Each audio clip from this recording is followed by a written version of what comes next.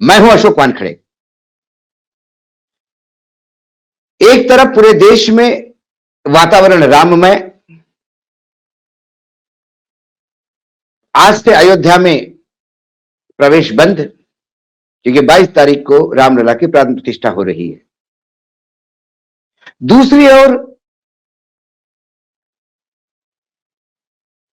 उत्तरी पूर्व में राहुल गांधी की न्याय यात्रा भारत जोड़ो क्रमांक 2 पार्ट 2।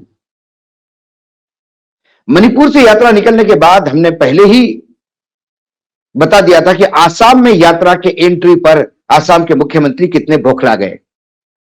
भ्रष्टाचार के आरोप, बोफर्स के आरोप, तमाम आरोप लगाए, धमकियां दी कि हम पुलिस प्रोटेक्शन नहीं देंगे, धमकी ये भी दी कि एफआईआर भी दर्ज होंगे, शहर में आने नहीं देंगे क्योंकि हॉस्पिटल है और नर्सिंग होम है, डिस्टर्ब हो जाता है, लोगों को तकलीफ हो जाती है। मानो आसाम में कभी रोड शो किसी के होने वाले ही नहीं आने वाले समय में, मानो बीजेपी के कोई नेता रोड शो करने ही नहीं जा रहे हैं। सवाल डिस्टर्बेंस का नहीं, सवाल राहुल गांधी को मिलते हुए अभूतपूर्व समर्थन का है। इस समर्थन से इतने बौखलाहट गए कि कल एफआईआर दर्ज की गई क्योंकि वो शहर से आए। पुलिस प्रोटेक्शन तो वैसे ही उन्होंने मना किया कि हम नहीं देंगे, लेकिन राहुल है जो लोगों को जोड़ने के लिए निकले, तो वो लगातार इन तमाम एफआईआर के बाद, धमकियों के बाद चुप है। लेकिन कल रात को जो हुआ वो इस देश के राजनीति में इतना घिनौना रूप शायद कहीं देखने को मिला होगा। राजनीतिक हत्याएं होती है, हमले भी होते हैं, लेकिन किसी रैली पे, किसी रोड शो पे यदि इसकी शुरुआत हुई तो ये जान जाइए जहां भाजपा का शासन नहीं, वहां ये तमाम चीजें भाजपा के नेता के साथ भी हो सकती हैं उनके, क्योंकि एक नए नए आयाम स्थापित करती रही भाजपा। एफआईआर दर्ज करना, बिलो द बेल्ट व्यक्तिगत रूप पे जाके हमले करना।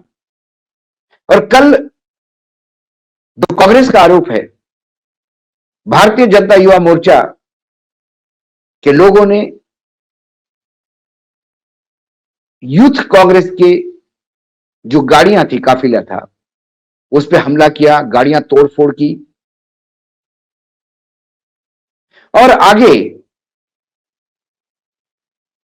लखीपुर में जो यात्रा के पोस्टर्स और कटआउट लगे हुए थे उसे फाड़ के फेंकते हुए वीडियोस सामने आए। ये बौखलाहट है और इस बौखलाहट से एक बात और बार बार रेखांकित होती है कि असम में राहुल गांधी को अभूतपूर्व प्रतिसाद मिल रहा है। राहुल गांधी दूसरे दिन भी लगातार हमलावर रहे।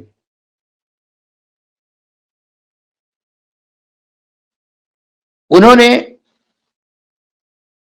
जो जोरहाट जिले का जो निमातीत घाट है, जहां दुनिया का सबसे बड़ा नदी द्वीप है मजली, वहां ब्रह्मपुत्रा पार करके गए नाव में बैठकर, वहां आदिवासियों को संबोधित किया, वहां के लोगों को संबोधित किया और उन्हें बताया कि हम आपको आदिवासी क्यों कहते हैं और ये वनवासी क्यों कहते हैं। हम आदिवासी इसलिए कहते हैं कि आप यहां के सैकड़ों साल, हजारों साल की परंपरा के साथ रह रहे हैं, आपका वास आदिकाल से है, इसलिए आप आदिवासी हैं, इसलिए यहां के संसाधनों पे सबसे पहला अधिकार आपका है। कांग्रेस इसकी मान्यता देती है और भाजपा आपको वनवासी करके वन में सीमित रखना चाहती है। आपके अधिकारों की बात आती है, हाथ उठे कर देते हैं क्योंकि इनके अपने इंटरेस्ट हैं। उन्हें हेमंता विश्व शर्मा के बारे में कहा कि ये देश के भ्रष्टतम मुख्यमंत्री है और बाकी भाजपा के मुख्यमंत्री को तो ट्यूशन लेनी चाहिए इनसे कि भ्रष्टाचार कैसा करना चाहिए और कैसी कैसी अलग अलग विधाएं अपनानी चाहिए भ्रष्टाचार में। इसकी ये यूनिवर्सिटी है, चलते बोलते स्कूल है। अब इतने हमले होने के बाद और लगातार लोगों का साथ होने के बाद बढ़ती हुई भीड़, दिन ब दिन बढ़ता हुआ समर्थन, कहीं लोकसभा आने वाले लोकसभा चुनाव में इसका गणित उल्टा ना हो जाए, इससे और बौखला जाता है प्रशासन। और फिर जब कानूनन एफआईआर दर्ज करने के बाद भी पार्टी तस से मट होने को तैयार नहीं है और लगातार बढ़ते जन समर्थन के साथ और भीड़ के साथ यात्रा आगे जा रही है, तो फिर गुंडों का साथ लिया जाता है, तोड़फोड़ की जाती है। और फिर तोड़फोड़ करने वालों को, पोस्टर फाड़ने वालों को डर किसी बात का नहीं, क्योंकि सैया भय कोतवाल, तो फिर डर काहे का। जब करवाने वाले ही सत्ता में हैं, तो फिर करने वालों का डर किस बात का। लेकिन क्या किसी के गाड़ी का शीशा तोड़ने से या किसी के पोस्टर फाड़ने से जनता के दिल में से आपको उसको नष्ट कर सकते हैं? यदि पोस्टर फटने से ही नेता लोगों के मन से उतर जाता, तो फिर लोग रैली ही नहीं करते, बड़े बड़े पोस्टर बना के वहीं फाड़ते रहते। ये छिछोरापन है। और 2014 के बाद देश की राजनीति में छिछोरेपन के नए नए आयाम रोज स्थापित हो रहे हैं। और दूसरी तरफ मैच्योरिटी। कल की ही बात है, प्रधानमंत्री जी महाराष्ट्र से होते हुए कर्नाटक गए। बोइंग के एक बहुत बड़े यूनिट का 45 एकड़ में बनी हुई एक फैक्ट्री का लोकार्पण था। वहां स्टेज पे सिद्धारमैया भी थे, कर्नाटक के मुख्यमंत्री, जो कांग्रेस के नेता है, कांग्रेस के राज है कर्नाटक में। बजरंग बली ने नहीं सुनी, लोगों ने बजरंग बली का नाम लेके ही बटन दबाया, लेकिन सारा कांग्रेस को वोट मिला, क्योंकि बजरंग बली जानते हैं कि धर्म का धंधा कौन करता है और धर्म को मानता कौन है। और जब सिद्धारमैया भाषण देने खड़े हो गए, तो भीड़ में से मोदी मोदी के नारे लगाते हुए लगातार उस भाषण को डिस्टर्ब करने का प्रयास कुछ लोग कर रहे थे। लेकिन उन लोगों के खिलाफ एफआईआर दर्ज नहीं हुई। उन लोगों को कांग्रेस के कार्यकर्ताओं ने मारा नहीं, लगाने दी घोषणाएं। मोदी जी स्टेज पे है, मोदी जी के चाहते घोषणा दे रहे होंगे तो देने दीजिए। बार बार डिस्टर्ब होते हुए तो मोदी जी ने हंसते हुए उनको कहा कि कभी कभी ऐसा हो जाता है। तो सिद्धारमैया ने भी ऐसा ही स्माइल करके अपना भाषण आगे करा। यह एक राजनीतिक दल का प्रगल्भ था, मैच्योरिटी इसको कहते हैं।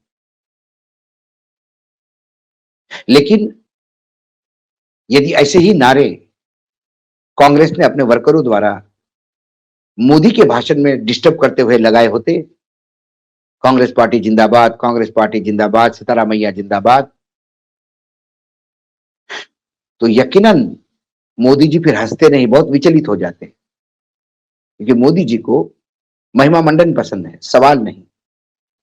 लेकिन कांग्रेस कभी ऐसा होने नहीं देती, सबसे पुरानी पार्टी है, कुछ एथिक्स होने चाहिए। इसीलिए मैंने कहा कि ये दो सिनेरियो आपके सामने है। एक भारत जोड़ो यात्रा, जहां मिलता हुआ अभूतपूर्व समर्थन के साथ बौखलाए हुए लोग फिर अब हाथापाई पे उतर आए, पोस्टर फाड़ने पे उतर आए, एक छिछोरापन वो। और दक्षिण कर्नाटक, दक्षिण भारत में कर्नाटक में प्रधानमंत्री के मंच पर बैठे होते हुए मुख्यमंत्री के सभा में यदि मोदी मोदी के नारे लगते हैं, तो मुख्यमंत्री उसको सर आपको पीट लेता है, काउंटर नारे नहीं लगवाता। नहीं तो ये बहुत छोटी बात है। ऐसा नहीं कि कर्नाटक में जो लोग सुनने आए उसमें कांग्रेसी नहीं होंगे, और 100-150 भाड़े के लोग लाके नारे लगवाना, ये तो बहुत पुरानी बात, पुराने दिनों से चल रहा है भाजपा में, देश हो या विदेश हो। लेकिन मैच्योरिटी तब होती जब मोदी जी उठ के नारों वालों को चुप करवाते कि आप चुप रहिए, मुख्यमंत्री जी बोल रहे, तो लगता देश का प्रधानमंत्री बैठा हुआ है। लेकिन हमारे प्रधानमंत्री 24/7 चुनावी मोड में रहते हैं और भारतीय जनता पार्टी के स्टार प्रचारक के रूप में रहते हैं। आगे आने वाले 17 दिन का, 17 जिलों का ये टूर है दो जनवरी 25 तक 5 दिन और आसाम में राहुल गांधी है। अब तो 2 ही जिले हो गए, बाकी जिले भी हैं। धुआंधार प्रचार होगा और जितनी बौखलाहट होगी उतना जन समर्थन बढ़ेगा। जितने हमले होंगे उतनी ज्यादा ताकत के साथ यात्रा निकलेगी। जितने पोस्टर फटेंगे उतने ज्यादा राहुल गांधी मतदाताओं के दिल में छप जाएंगे, क्योंकि मतदाता सब जानता है क्या हो रहा है क्या नहीं। विपक्ष की सरकार है, मतलब कांग्रेस की विपक्ष की सरकार है। बीजेपी की सरकार में यदि अभूतपूर्व समर्थन आ रहा है तो फिर एक गाड़ियों से लाया हुआ समर्थन नहीं, चेयर्स खाली नहीं रहती। और विशिष्ट एंगल से सभा को अभूतपूर्व भीड़ दिखाने का काम करने वाला गोदी मीडिया भी नहीं। ऐसे में ये 5 दिन और, एक तरफ 22 तारीख को राम जी की प्राण प्रतिष्ठा, राहुल गांधी के यात्रा पे होने वाले हमले, ये दोनों पे लगातार हमारी नजर रहेगी। लेकिन एक और खबर इसी के साथ थोड़ी हटके मैं आपको दिल्ली के पास लेके आता हूं। रामलला तो 22 को आ रहे हैं, लेकिन एक व्यभिचारी, हत्यारा, साध्वियों के, अपनी सेविकाओं की इज्जत लूटने वाला, उनके साथ व्यभिचार करने वाला, शारीरिक शोषण करने वाला, सजायाफ्ता मुजरिम 2 साल से आजीवन कारावास की सजा पा रहा है। लेकिन दुर्भाग्य है कि 730 दिनों में, इन 2 साल में 232 दिन वो पैरोल पे रहा। और जब जब चुनावी हलचल हरियाणा, पंजाब, राजस्थान में होती है, इन्हें पैरोल मिलता है। ये रावण से भी गया गुजरा बाबा राम रहीम फिर कल 50 दिनों के पैरोल पे आया, क्योंकि लोकसभा के चुनाव में उसकी जरूरत है। तो एक हाथ में राम, एक हाथ में व्यभिचारी हत्यारा राम रहीम। ये चरित्र है वर्तमान सरकार का, भारतीय जनता पार्टी का।